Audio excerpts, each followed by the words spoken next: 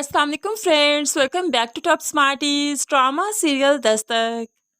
मर्द औरत को इज्जत दे ना दे, निकाह के बाद उस पर फिजिकल हक जताना खूब अच्छे से जानता है।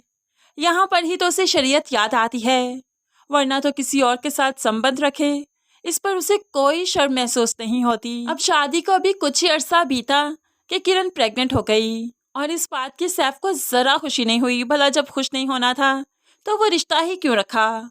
ये चीज भला इंसान मर्द से कैसे ही पूछे। अब यहाँ पर किरण तो अपने बच्चे को लेकर पॉजेसिव है। बेशक उस बच्चे का होने वाला बाप जरा भी सिंसेयर नहीं, लेकिन फिर भी किरण अपने बच्चे को चाहती है, उसको जरा भी नुकसान पहुंचाना नहीं चाहती। इसीलिए तो काफी परेशान हो गई। अब अगले ही दिन जब उसने देखा कि एफए की कॉल फिर से आ रही है तो बहुत डिसहार्ट हो गई कि सैफ अभी भी नहीं बदला, बच्चे की खातिर भी नहीं। वो तो फिर से आगे बढ़कर जब मोबाइल पकड़ती है तो सैफ बाथरूम से वापस निकला और अब किरण पर भड़कने लगा। तुम्हें कितनी बार कहा है मेरे मोबाइल से दूर रहा करो, कोई भी कॉल आ रही है तुम्हें उठाने की कोई ज़रूरत नहीं। वो एफए की कॉल थी। मुझे बताए ना, ये एफए बार बार आपको क्यों फ़ोन करती है? अब यहाँ पर सैफ ने एकदम से किरण का मुंह नोच दिया। सख्त नफरत है तुम जैसी शक्की औरतों से मुझे, पता नहीं क्यों तुमसे शादी करनी पड़ी मुझे। अब यहाँ पर बुरी तरह से जब पीटने लगा तो सायरा आ गई। सायरा ने आते ही सैफ को पीछे करते हुए किरण को छुड़वाया और बाद में किरण को ही समझाने लगी, देखो किरण, अब तुम एक्सपेक्ट कर रही हो, ये सब कुछ छोड़ दो, जब बच्चा हो जाएगा ये खुद ही ठीक हो जाएगा, तुम इसे कुछ वक्त दो। अब आ जाकर सारा जमाना सोसाइटी औरत को ही बुरा कहती है, औरत को ही समझने का कहती है, औरत को ही कंप्रोमाइज करने का कहती है। ये सोसाइटी तो मर्द की तरफ ही है और इस ड्रामे में भी हमें यही सब कुछ दिखाया जा रहा है। अब किरण जो कि काफ़ी डिसहार्ट थी, इसलिए कुछ दिन अपने मेके जाना चाहती है। अपने मेके गई तो अपनी शील्ड्स को पकड़कर गमज़दा हो गई कि मैं क्या से क्या हो गई। अब यहाँ पर दोस्त का फ़ोन आया तो उसे कहने लगी, मुझे ऐसा लगता है किसी चट्टान पर खड़ी हूँ, किसी ने धक्का दिया तो नीचे खाई में गिर जाऊंगी। अब मामू ये बातें सुन लेते हैं क्योंकि वो दोस्त से अपनी सारी बातें शेयर कर रही थी। तो मामू आगे बढ़कर किरण से कहने लगी कि तुम्हारे माँ बाप से बात करना बहुत ज़रूरी है। किरण तो समझाती रही कि आप बात नहीं करेंगे, लेकिन मामू हैं कि बाप के पास पहुंच ही गए। किरण पीछे भागती रही, लेकिन उससे पहले ही जाते जाते मामू ने सब कह दिया।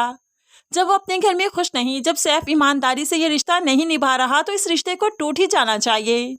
अभी तक इतना वक्त नहीं बीता, लेकिन बाप तो किसी तौर नहीं मानना चाहता, इसलिए कहने लगा उसे सिर्फ शक है, शक की बुनियाद पर रिश्ते नहीं तोड़े जा सकते, उसे यकीन तो नहीं ना।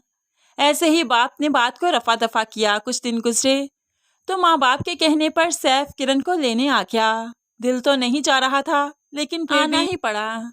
अब रास्ते में सैफ को कुछ काम पड़ा तो किसी स्टोर पर रुक गया। अब काफ़ी टाइम बीत गया कि सैफ अभी तक वापस नहीं आया। तभी तो किरण ने जब दूर से शीशे में देखा कि सैफ किसी से खड़ा बात कर रहा है तो फौरन से पहले गाड़ी से उतरकर स्टोर में चली गई।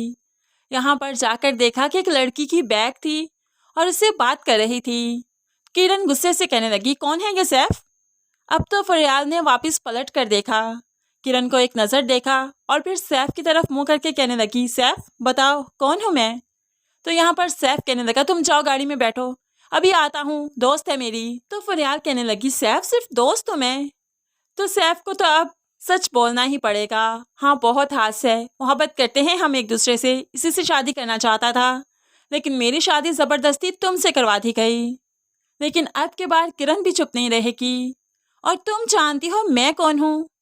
तो फरियाल झटक देती है अपना सर और कहने लगी, बीवी हो इसकी, सिर्फ नाम नेहात।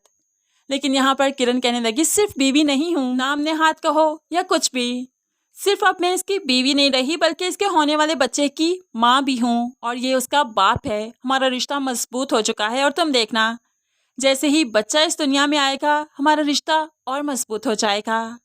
अब ये कहते हुए किरण यहाँ से पलट गई, जाकर गाड़ी में बैठ गई। फरियाल तो फटी हुई आंखों से सिर्फ सैफ को देखती रही। ये क्या कह के गई? ये सच बोल रही है क्या? तुमने तो कहा था तुम्हारी शादी जबरदस्ती करवाई गई, तो फिर ये सब कुछ क्या है? फरियाल एकदम फिर से नाराज होकर सैफ से चली गई और सैफ भी गुस्से से आकर गाड़ी में बैठ गया। अब तो किरण को और भी मारेगा, पीटेगा, उससे और भी गुस्सा करेगा। लेकिन दूसरी तरफ फरियाल ने सोच लिया कि किरण जो इतनी ज्यादा इतरा रही थी, अब तो इसके रास्ते में आना ही पड़ेगा। अब फरियाल सैफ की और करीब हो जाएगी। इस तरह से किरण की आजमाइशें बढ़ती ही जाएंगी।